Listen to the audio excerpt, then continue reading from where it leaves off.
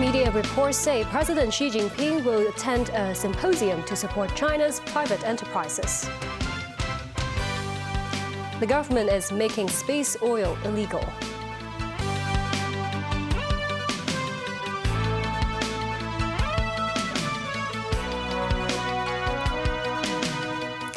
Good evening, and thank you for joining us.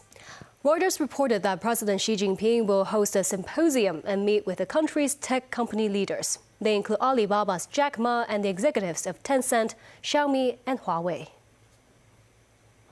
As trade tensions flare between China and the U.S. over the past months, Reuters cited multiple sources that President Xi Jinping is set to chair a symposium next Monday that aims to boost private sector sentiment. The country's business leaders are slated to attend. Xi is expected to encourage them to expand their business domestically and internationally amidst an intensifying Sino-U.S. tech war. Many attendees will hail from the tech sector. They include Alibaba co-founder Jack Ma, who has been long out of the media limelight, Pony Ma, the CEO of tech juggernaut Tencent, Lei Jun, the chief executive of Xiaomi, and an executive from Huawei Technologies. Wang Xingxing, the founder of robotics company Yushu Technology, is on the invitation list as well.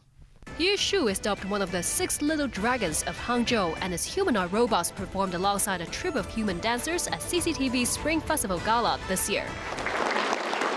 The last time Xi personally hosted a symposium for private enterprises was back in November 2018. That was amid rumors of the advance of the state and retreat of the private sector. At the time, Xi stressed the important position and function of the country's private economy. He said he will unwaveringly support that.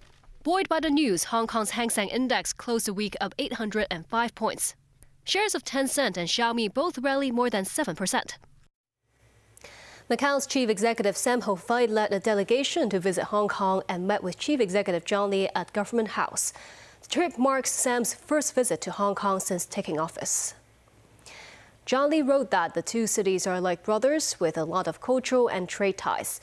The two city leaders were said to have exchanged views on industries including tech, finance, Chinese medicine, and cultural tourism. Also discussed were ways to contribute to the development of the Greater Bay Area. The government has stepped up efforts to combat the use of space oil by including its core ingredient of etomidate among its list of dangerous drugs.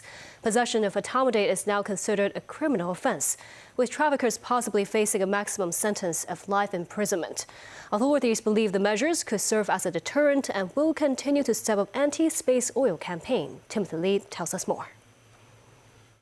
In a bid to clamp down on the increased popularity of the drug known as space oil, the government has amended the Dangerous Drugs Ordinance to classify the drug's key ingredient of etomidate as a dangerous drug. Possession of the substance carries a maximum sentence of 7 years in prison and a fine of $1 million. Those found trafficking the drug could face life in prison and an additional $5 million fine. Commissioner for Narcotics, Kasin Lee, stressed the increased penalties were meant to strengthen the deterrent effect, adding that authorities hope to raise young people's awareness about the drug's dangerous nature. According to the latest policy, the penalty for the consumption of space oil is equal to that of other drugs such as marijuana and cocaine. The Security Bureau's Narcotics Division noted some 300 people used space oil over the past year. 75% of them were below 21 years old. This, as long as UK, a member of the Youth Crime Prevention Center under the Hong Kong Federation of Youth Groups, raised concerns about the measure forcing users of the drug to go underground. He pointed out that in the past, most space oil users abused the drug publicly. Meanwhile, the police said they will strengthen intelligence collection operations, targeting websites and social media selling the drug. Since authorities adopted a rapid test kit for etomidate last month, 5 suspected space oil users have been arrested. Timothy Lee, TVB News. The Hong Kong Tourism Board announced that 4.74 million travelers visited the city last month. That marked a single-month high post-pandemic. Holidaymakers from the Philippines and Indonesia rose more than 30%. With the Lunar New Year holidays and a string of large-scale events, January saw a 24% year-on-year surge in visitor number, with around 80% from the mainland. The city also welcomed 1.02 million non-mainland holidaymakers. The number topped 1 million for 3 consecutive months. But short-haul and long-haul markets saw increases of over 20% in visitor numbers. Foreign Minister Wang Yi met with UK Prime Minister Keir Starmer during his diplomatic visit to Britain. Wang conveyed the Chinese leadership's warmest greetings to the British leader, adding that results have been achieved regarding the recent UK-China economic and financial dialogue. He noted the Labour Party's policies on China have led to a restoration of ties between the two countries and is beneficial to the people of both nations. Wang further said, as permanent members of the United Nations Security Council, China and Britain must strengthen strategic dialogue and increase mutual understanding. President Trump has promised to target countries which tax U.S. imports with a reciprocal tariff. His team are crunching the numbers and should calculate exact duties for each nation by April the 1st. It has raised fears of a global trade war. Some experts say Trump's plan could amount to a single biggest peacetime shock to global commerce. David Garrett reports. With the stroke of a pen, another executive order, another that could have a big impact on China. Well, that's a good one. I have decided, for purposes of fairness, that I will charge a reciprocal tariff, meaning whatever countries charge the United States of America, we will charge them. No more, no less. In other words, they charge us a tax or tariff, and we charge them the exact same tax or tariff. Very simple. Essentially, this means if a nation taxes American exports that enter their country, America will put equal tariffs on imports from there. Trump doesn't want imports to be bigger than exports. He's promising to go country by country to reduce the deficit. There are fears it will destabilise world trade, but Trump is following through on a campaign pledge and is convinced it's the right move. This is something that should have been done many years ago. China did it. I mean, China did it at a level that probably nobody's ever seen before. If you manufactured a car, you couldn't send it into China. The tariff was so high, so everybody went and they built in China. It was no big secret. So we're going to see, but it's going to mean tremendous amounts of jobs. And ultimately, prices will stay the same, go down. America imports much more from China than it exports to China. Trump has already placed 25% tariffs on Chinese steel and aluminium. According to China's Iron and Steel Association, steel exports to the US make up less than 1% of China's total steel exports, but there is a fear other countries could follow the US's lead. The association's Deputy Secretary General, Zhang Longqiang, opposes tariffs. He says these actions are not conducive to healthy or fair trade. It is, in essence, protectionism. Raising tariffs will not protect the US steel industry. Instead, it may shield inefficiencies. China is just one country on the US list. The White House treats tariffs as a negotiating tool and to raise government revenues. Most analysts say if other countries retaliate to Trump's plans and tariffs stay in place, there will be a knock-on effect to consumers, meaning price rises and high inflation. David Garrett, TVB News. And still ahead, Donald Trump says Ukraine will take part in peace talks with Russia. A look at how residents are preparing for Valentine's Day. And a lucky escape for a canoer in Chile after being eaten by a whale.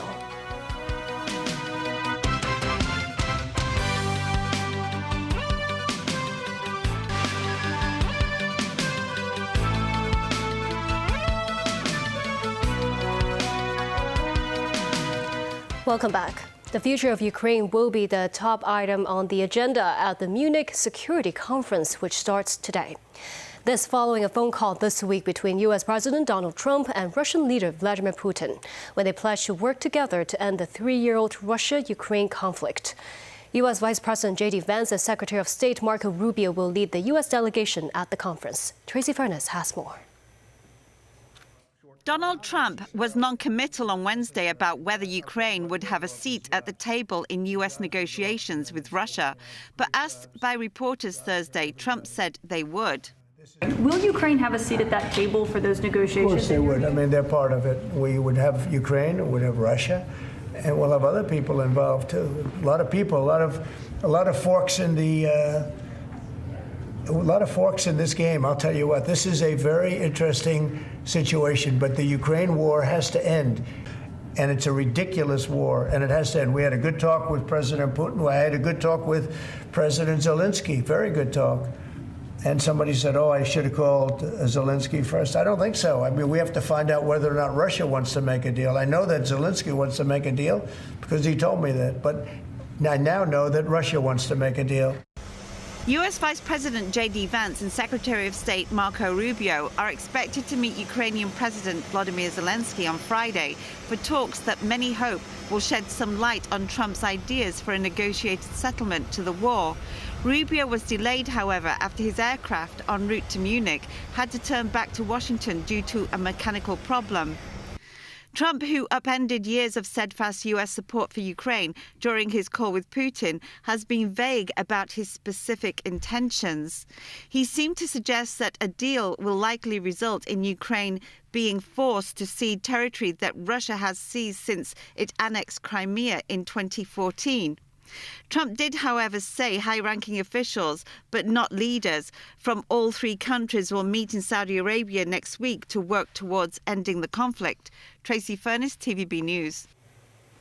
Speaking to reporters in the Oval Office, U.S. President Donald Trump called for denuclearization talks with Russia and China. At some point, when things settle down, I'm going to meet with China, and I'm going to meet with Russia, in particular, those two, and I'm going to say, there's no reason for us to be spending almost $1 trillion on military. There's no reason for you to be spending $400 billion. China's going to be at $400 billion. We're at $1 trillion. We're going to be at close to $1 trillion. And I'm going to say, we can settle this on, we can spend this on other things. We don't have to spend this on military because, and I'm going to be meeting with China. You know, we were trying to de-escalate nuclear, and I was in a position where Russia had agreed and China had agreed we were going to start, and then we had a rigged election, so that never took place. Indian Prime Minister Narendra Modi is the latest world leader to visit the White House as he rekindles a strong bond with Trump. The two picked up where they left off, having gotten along well during Trump's first term. The U.S. is courting India as an ally in Asia. The pair agreed to work together on defense and trade, as well as the fight against Islamic terrorism. Modi regularly praises Trump and borrows ideas from him. India's prime minister says he wants to make India great again, or MIGA, a play on the Trump's MEGA, or the Make America Great Again catchphrase. Meanwhile, U.S. President Trump said the deadline of forced sale or ban of the popular short video platform TikTok could be further extended. The app has returned to Apple's App Store and Google's Play Store after temporary removal. I have 90 days from about 2 weeks ago, right? And I'm sure it can be extended. People have learned it's very popular, and we'll have to probably get approval from China to do it. I think China will be interested because it's to their benefit too. So I look forward to that. Trump said he hopes to reach a deal with China in order to keep the app alive in America. The U.S. Congress has ordered TikTok's parent company ByteDance to divest its holdings by January 19th, citing national security concerns. An executive order signed by Trump upon his inauguration has enabled TikTok to continue operations until early April.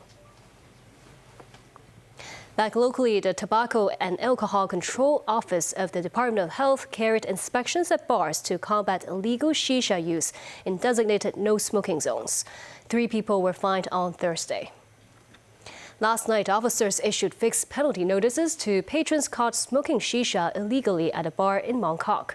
The office is considering legal action against the bar owner. The office has referred the case to licensing authorities for follow-up work. Last year, the Tobacco and Alcohol Control Office carried out multiple operations against illegal shisha use. A total of 162 fixed penalty notices were handed out. 89 writs of summons were issued to staff and managers of bars and restaurants. Anyone caught smoking in a no-smoking zone, including shisha, can face fines of up to $1,500.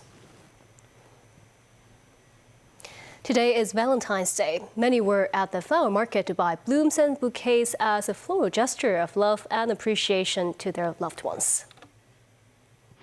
To many, roses are the quintessential floral embodiment of romance. taking center stage in this season of love and at the flower market in Mongkok.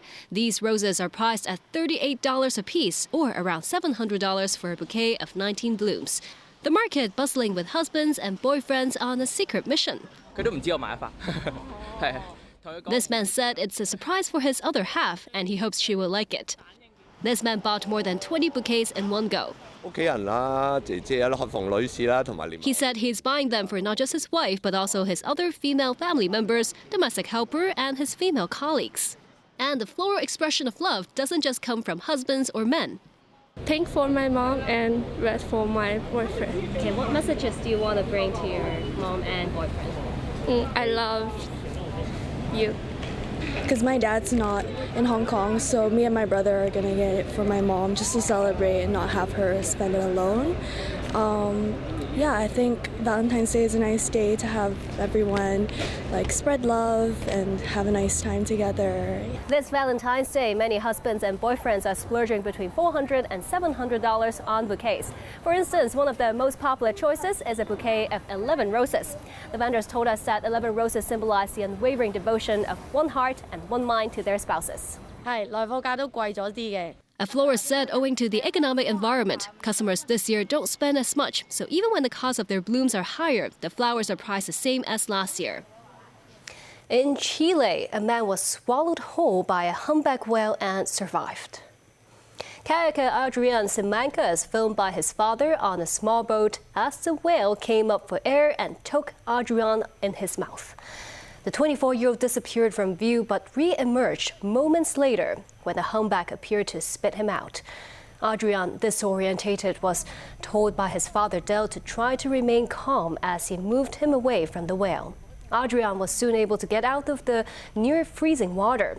Here is how Adrian looks 2 days on from his frightening ordeal. Adrian says he thought he was dead. Upon reflection, he thinks maybe the whale was just trying to be friendly. And that's the news. Have a great weekend ahead.